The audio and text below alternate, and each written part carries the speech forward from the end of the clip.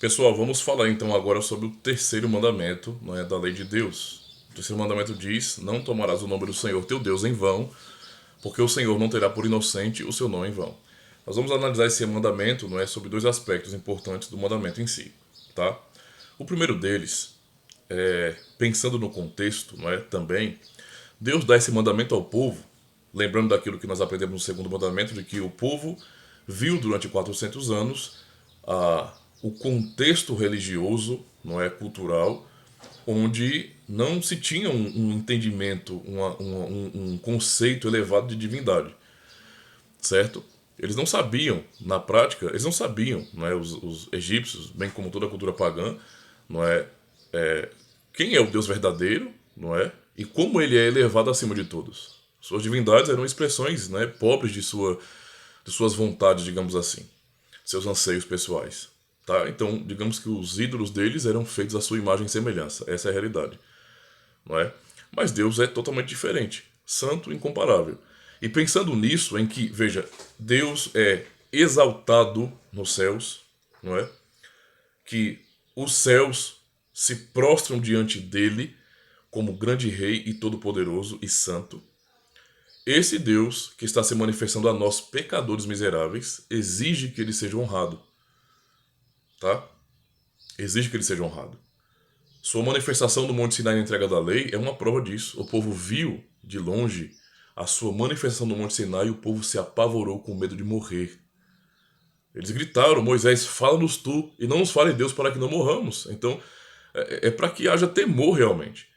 Tá? Então, esse é o contexto aqui. Deus liberta o povo desse conceito pobre e idólatra, não é? É um conceito de mentira, que não nos dá acesso ao Deus verdadeiro, aquele que é santo e todo-poderoso. Não é? E agora o Santo Todo-Poderoso se revela ao seu povo, não é? E ordena, veja, tão santo ele é, e tão digno e tão glorioso que nós devemos, não é? O próprio exemplo dos anjos, que nem sequer usam, sabe, olhar para ele diretamente, não é? Aquela imagem de Isaías 6, né, é maravilhosa, não é? Maravilhosa para mostrar o temor dos anjos ali. Esse, que é todo-poderoso, ele exige que, quando usemos o nome dele, tenhamos reverência, temor, temor. Para alguns cristãos, e eu digo protestantes, esse mandamento, bem como outros, são certos exageros, né? Alguns acham que isso é demais. Mas será possível? Eu não posso nem brincar ou fazer piada com o nome dele? Porque eu digo isso pensando no fato de que há muitos cristãos que fazem stand-up comedy, né? Até pastores que fazem isso também, brincam com o nome de Deus e eles dão uma de quem são muito íntimos de Deus, né? Nós somos íntimos de Deus, é por isso que nós falamos assim. Né? Talvez eles aprenderam a ficar tirando onda com o pai deles, né? Com a mãe deles, quando eram mais jovens, e pensam que é a mesma coisa. Né? Estamos falando da mesma coisa, e não é, tá? Não é.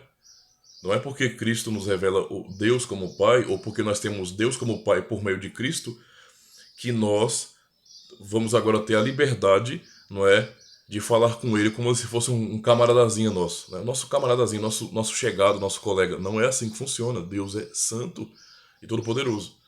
E para quem acha que isso é uma coisa somente do Antigo Testamento, porque no Antigo Testamento, pelo menos o que nós entendemos é que Deus era mais severo, porque quem desonrava o nome dele fulminava, não é? Pois bem, aquele mesmo Deus que apavorou o povo de Israel diante do Sinai é o Deus que exorta também os cristãos do mesmo jeito.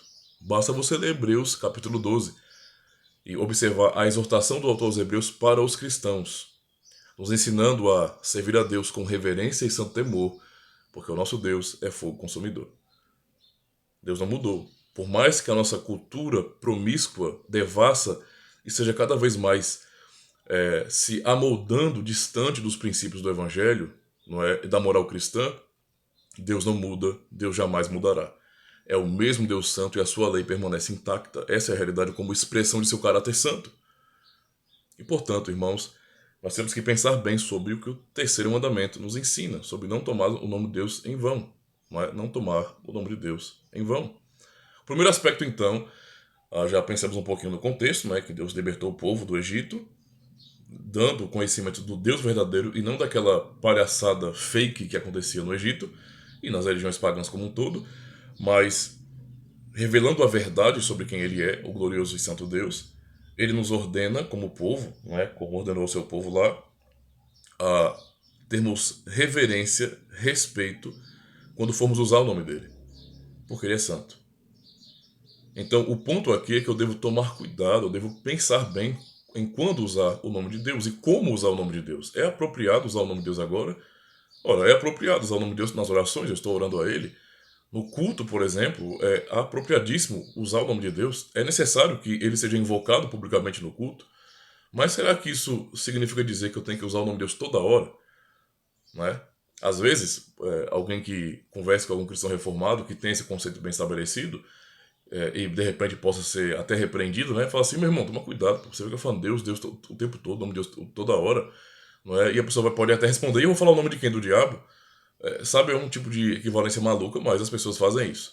O ponto é, não é que nós não possamos usar o nome de Deus, nós devemos, mas há momento para isso. Eu tenho que tomar cuidado, porque muitas vezes, por ficar toda hora repetindo o nome de Deus, o nome de Cristo, eu torno, não é, o nome de Deus em uma mera expressão cultural. Não é? E isso é, sim, uma ofensa a quem ele é, pois não estamos levando em consideração, estamos falando o nome dele no automático, nós não pensamos em quem estamos falando, o nome dele, não é? E estamos falando dele no automático, como se fosse um mero substantivo sem valor. Né? Eu falo nas minhas piadas, não é? Eu assisto as comédias cristãs que usam o nome de Deus, o nome de Cristo, e não me pesa o coração por causa disso. Então, e isso é uma desvirtualização. E esses cristãos evangélicos, por exemplo, que justificam, né, ficarmos brincando com o nome de Deus assim, fingindo que são tão íntimos assim de Deus, né? Como se ele não fosse Deus de verdade, não é? E não fosse santo, todo-poderoso, e o grande rei, não é? Esses que fazem isso, eles se apropriam muito mais do conceito cultural moderno, entende? E o conceito cultural moderno e revolucionário é completamente irreverente, certo? Então, sim, nós devemos entender que o mandamento nos ensina a não usar, não fazer mau uso do nome de Deus. Tá certo? Tomo como exemplo aquilo que aconteceu em Levítico, não só em Levítico, mas em Levítico, quando um jovem, eu cito esse exemplo geralmente porque é bem mais radical, né?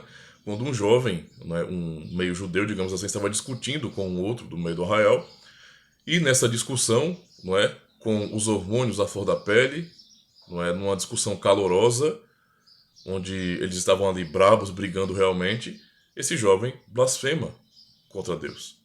E o que acontece? Acontece a compreensão, tipo, não, mas ele era muito jovem. Era um rapaz muito novo, não sabe o que está dizendo, não. Ele era muito nervoso, é o temperamento dele que é demais. Não, não tem desculpas, não é? Moisés espera a ordem de Deus, e a ordem de Deus é: leva o jovem para fora do arraial e todos vão apedrejá-lo, tá? Porque ele disse: não tomarás o nome do Senhor teu Deus em vão, porque o Senhor não terá por inocente o que tomar o seu nome em vão. Esse é o primeiro aspecto. O segundo aspecto é justamente o aspecto em que nós entendemos que o cristão, o povo de Deus, ele não só é ordenado a honrar o nome de Deus quando fala, ou seja, a promover honra para o nome de Deus com a sua fala, mas também, não é, a honrar a Deus com o seu testemunho. Por quê? Porque o nome de Deus está sobre o seu povo. O povo de Deus carrega o seu nome santo. Entende? Deus pôs o seu nome sobre o seu povo. Então não importa aonde, não é, cada um daqueles que pertencem ao povo de Deus, à aliança de Deus, eles vão, eles estejam. Eles carregam o nome de Deus. Entende? Eles testemunham a respeito de Deus. Ou eles contam com sua própria vida e mostram a glória de Deus, ou eles desonram quem Deus é com sua própria vida pelo seu mau testemunho. Israel desonrou o nome de Deus quando foi levado ao cativeiro, e lá, não é, eles não mantiveram o testemunho. Então desonraram a Deus. Entende? Os profetas nos ensinam isso. E nós cristãos, e presta atenção nisso, nós cristãos temos o nome de Deus sobre a nossa vida. Ora, em nome de quem nós somos batizados? Em nome do Pai, do Filho e do Espírito Santo. O nome de Deus está sobre nós cristãos. Nós cristãos. Está sobre sua igreja. Então nós carregamos o seu nome. Carregamos o seu nome. Não é só uma questão de falar o nome do Senhor em vão, de fazer mau uso do nome dele. É uma questão de que nós, com a nossa vida, honramos o nome dele ou não. Onde você estiver, cristão, o nome de Deus está sobre você. Você foi batizado. O nome de Deus está sobre você. E a sua maneira de agir, então, o que você fala, o que você faz, sua postura no mundo, tudo isso traz honra ou desonra ao nome de Deus. E o mandamento é claro: Deus não terá por inocente quem tomar o seu nome em vão, quem carregar em vão o seu nome, quem se disser cristão e não for de fato, quem disser que é cristão, mas não agir como tal, não seguir após Cristo. Esses estão tomando o nome de Deus em vão, estão desonrando ao Senhor. É o que o mandamento está nos dizendo. Então, faça essa reflexão na sua vida, não é? Será que você não tem levado o nome de Deus em vão? É uma reflexão para nós, não é? Cristãos, porque eu digo protestantes também, porque nós temos o costume, muitas vezes, protestantes, de, porque nós não temos imagens em nossas comunidades, em nossos templos, digamos assim, né? Nós apontamos o dedo para outros. Vocês são idólatras. Vocês fazem isso. Vocês xingam na mesma frase, na mesma oração de xingamento, vocês botam o nome de Cristo. Mas veja, não é somente isso. Eu tenho até mais para dizer. O mandamento fala: não tomarás o nome do Senhor teu Deus em vão, o Senhor teu Deus em vão. Então, eu posso dizer com isso que aqueles que mais blasfemam e que realmente blasfemam o nome de Deus, né, são os cristãos. É o seu povo. Entende? É o seu povo. Porque o ímpio, o pagão, ele não carrega o nome de Deus. O nome de Deus não está sobre todo mundo, nesse sentido pactual, eu digo, né? É claro que o nome de Deus está em toda a criação. Toda a terra manifesta a sua glória, porque tudo ele criou. O seu poder está manifesto na natureza. Não é disso que eu estou falando. Eu estou falando sobre um aspecto pactual. De maneira pactual, não é? O nome de Deus não está sobre os ímpios, sobre os pagãos. O nome de Deus está pactualmente no seu povo, no povo da aliança, na igreja. Então nós cristãos somos aqueles que realmente blasfemamos o nome de Deus e desonramos o nome dele. Quando Deus exortou Israel, em Ezequiel, em Isaías, sobre o fato de que o povo, quando foi levado em cativeiro, desonrou o seu nome, envergonhou o seu nome, veja, o foco é esse, mostrar que, veja, Israel, por meio do seu mau testemunho, desonrou o nome de Deus. E não os pagãos desonraram o nome de Deus. Eles não pertencem a Deus pactualmente. Então somos nós, cristãos, povo de Deus, mas quem mais blasfemamos contra o Senhor. Pensemos sobre isso, tá bom? Pense a respeito desse mandamento.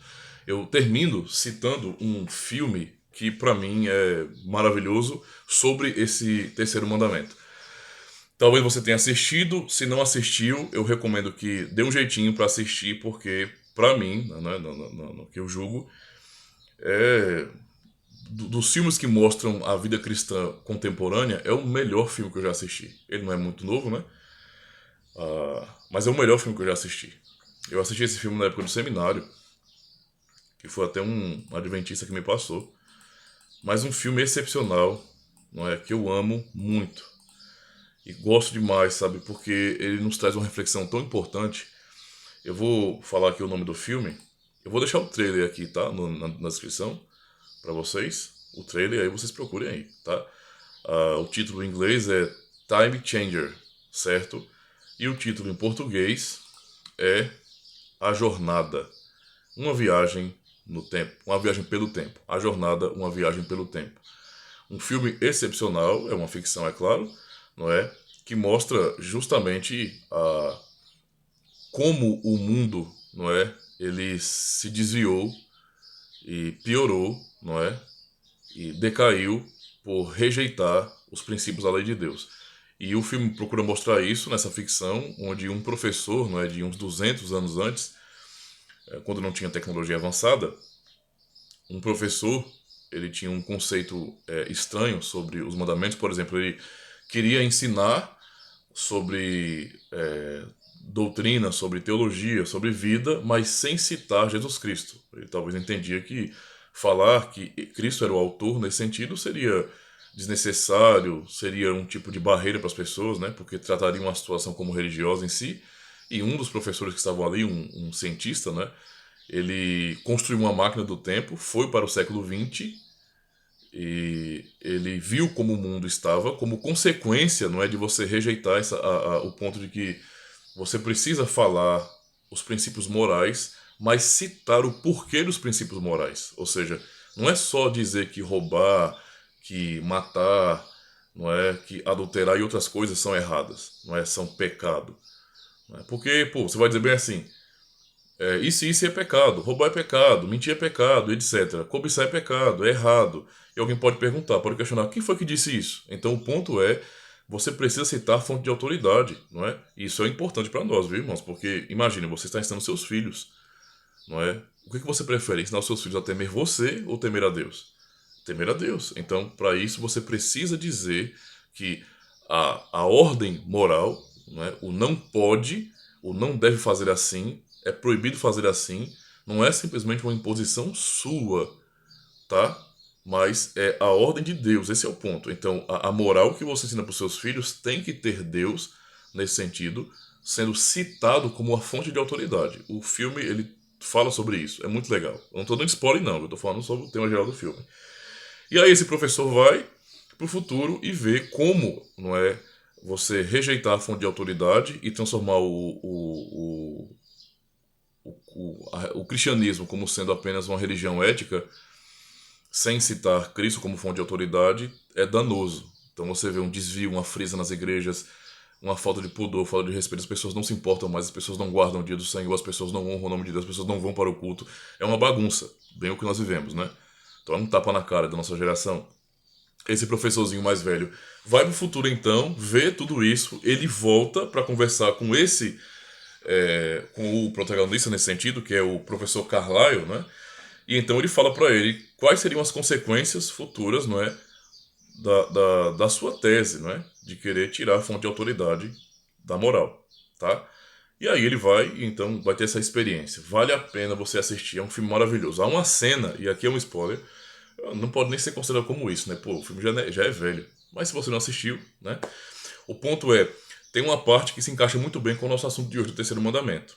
Ele vai com o pessoal, ele não conhece, então todo aquele mundo moderno é uma coisa nova para ele, né? É um outro mundo para ele. E a turma da igreja chama ele pro cinema. E eles vão ao cinema. E de repente a cena, não é? Mostra assim, eles vão pro filme e ele sai da sala do cinema correndo, gritando: parem aquele filme! Parem aquele filme! O homem na tela blasfemou o nome de Deus!